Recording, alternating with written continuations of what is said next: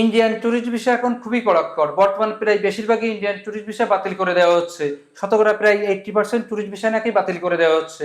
এর ফলে মানুষের ভিসা আবেদনের টাকা নষ্ট হচ্ছে, সময় নষ্ট হচ্ছে, শ্রম নষ্ট হচ্ছে। সো ইন্ডিয়ান ট্যুরিস্ট ভিসা আবেদন করার আগে যদি আপনি জানতে পারেন কি কি কারণে ইন্ডিয়ান ট্যুরিস্ট ভিসা বাতিল করা হয়, আর এগুলো জেনে সংশোধন করে যদি আপনি আবেদনটা করতে পারেন, তাহলে কিন্তু আপনার ট্যুরিস্ট ভিসার আবেদনটা বাতিল হবে না। কি কি কারণে ইন্ডিয়ান ট্যুরিস্ট ভিসা বাতিল হচ্ছে বিস্তারিত নিয়ে আলোচনা করবো আজকের এই ভিডিওতে। দেন ভিডিওটা শুরু করার আগে একটু বলে রাখি, আপনি যদি আমার চ্যানেলে সাবস্ক্রাইব না করে থাকেন তাহলে সাবস্ক্রাইব করে বেল আইকনটা অল করে রাখবেন, আর ভিডিও থেকে ভালো লাগলে লাইক করবেন। রিজন নাম্বার 1, পাসপোর্টের মেয়াদ। দীর্ঘ 2 বছর পর ইন্ডিয়ান ট্যুরিস্ট ভিসা চালু করা হয়েছে। এর মধ্যে অনেকেরই পাসপোর্টের মেয়াদ শেষ হয়ে গেছে, অনেকের পাসপোর্টের মেয়াদ শেষ হওয়ার পথে। তবে এদের মধ্যে যাদের পাসপোর্টের মেয়াদ 6 থেকে 8 মাস নাই, তারা যদি সেই পাসপোর্টটা নিয়ে ট্যুরিস্ট ভিসার জন্য আবেদন করে, তাহলে কিন্তু তাদের আবেদনটা বাতিল করা হচ্ছে। এ কারণে ভিসার আবেদন করার আগে দেখে নেবেন আপনার পাসপোর্টের মেয়াদ 6 থেকে 8 মাস আছে কিনা। Reason number 2, documents and photo. Visa আবেদনের সময় যে কাগজপত্র বা ছবি জমা দিবেন সেগুলো যেন 30 দিনের বেশি পুরাতন না হয়। যদি সেগুলো 30 দিনের বেশি পুরাতন হয়, তাহলে কিন্তু ভিসার আবেদন বাতিল করে দেওয়া হচ্ছে। Reason number 3, entry refuse. যাদের পাসপোর্টে এন্ট্রি রিফিউজ সিল মারা আছে তাদের কিন্তু সহজে ভিসা দেওয়া হচ্ছে না। এন্ট্রি রিফিউজ সিলটা হলো যারা কোনো একটা সময় ভারতে যাওয়ার চেষ্টা করেছে, বাংলাদেশের ইমিগ্রেশন কমপ্লিট করেছে, বাট ভারতের ইমিগ্রেশন কমপ্লিট করতে পারেনি। ভারতের ইমিগ্রেশন কমপ্লিট করার সময় কোনো একটা তথ্যের গড়মিল আছে, কথাবার্তা বা কাগজপত্র বা ভিসার কোনো একটা তথ্যের গড়মিল ধরা পড়েছে, যার ফলে তাদেরকে ভারতে প্রবেশ করতে দেওয়া হয়নি। পাসপোর্টে এন্ট্রি রিফিউজ সিল মেরে বাংলাদেশে ফেরত দেওয়া হয়েছে। এই ধরনের পাসপোর্ট নিয়ে যারা ভিসার জন্য আবেদন করছে তাদের কিন্তু ভিসাটা বাতিল করে দেওয়া হচ্ছে। Reason number 4, visa rules violence. Bharat এবং বাংলাদেশের প্রত্যেকটা ভিসার কিন্তু কিছু রুলস রয়েছে। কোন ভিসা নিয়ে আপনি কি করতে পারবেন, কি কাজ করতে পারবেন, কোন ভিসার কতদিন মেয়াদ, কোন ভিসা ডাবল এন্ট্রি, কোন ভিসা সিঙ্গেল এন্ট্রি, কোন ভিসা নিয়ে আপনি কতদিন থাকতে পারবেন, বিস্তারিত কিন্তু ভিসায় দেওয়া থাকে। যারা এই রুলস গুলো আগে ফলো করেনি তাদের কিন্তু ভিসা দেওয়া হচ্ছে না।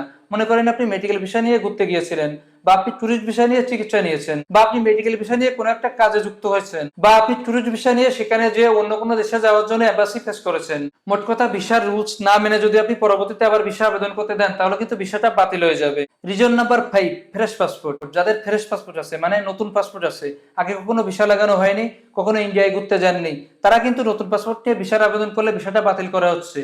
তবে যখন দুই দেশের সম্পর্ক আগের মতো স্বাভাবিকভাবে সকলকে ভিসা দেওয়া হবে, তখন কিন্তু এই সমস্যাটা আর থাকবে না, ঠিক হয়ে যাবে। আবার নতুন পাসপোর্ট দিলে সহজেই ভিসা পাওয়া যাবে। Reason number 6, lost passport.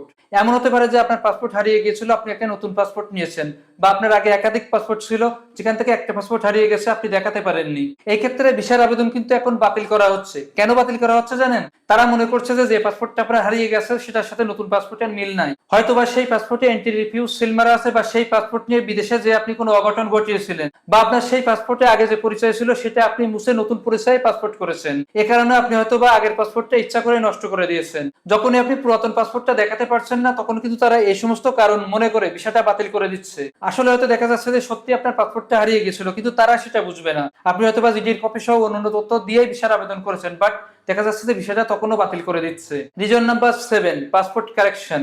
আপনি পাসপোর্ট কারেকশন করেছেন, হতে পারে সেটা আপনার নামের বানান ভুল ছিল, বা কোনো একটা অংশ বাদ পড়েছিল, সেটা আপনি কারেকশন করেছেন, বা আপনার জন্ম তারিখ কারেকশন করেছেন, বা আপনার পিতা মাতার নাম সংশোধন করেছেন, বা আপনার আগে যে পাসপোর্টটা করা ছিল সেটা আপনার জন্ম নিবন্ধন কার্ড দিয়ে করা ছিল, বর্তমানে আপনি এনআইডি কার্ড দিয়ে পাসপোর্ট করেছেন। তো এই ধরনের কারেকশন করা পাসপোর্ট যাদের আছে তারা কিন্তু এখন ভিসার আবেদন করলে ভিসাটা বাতিল করা হচ্ছে। Reason number 8, over stay.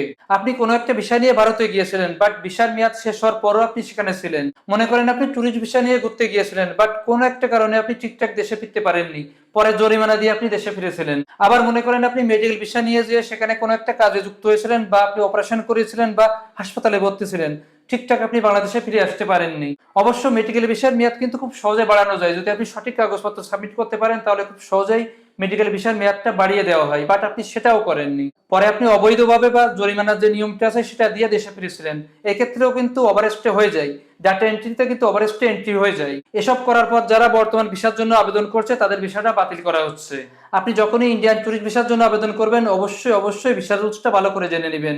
ভিসার রুলস আপনি ওয়েবসাইটে পাবেন, ভিসা অফিসে পাবেন। ভিসার রুলস মেনে যদি আপনি ভিসার জন্য আবেদন করেন, তাহলে আপনার ভিসার আবেদনটা বাতিল হওয়ার চান্স খুবই কম থাকবে।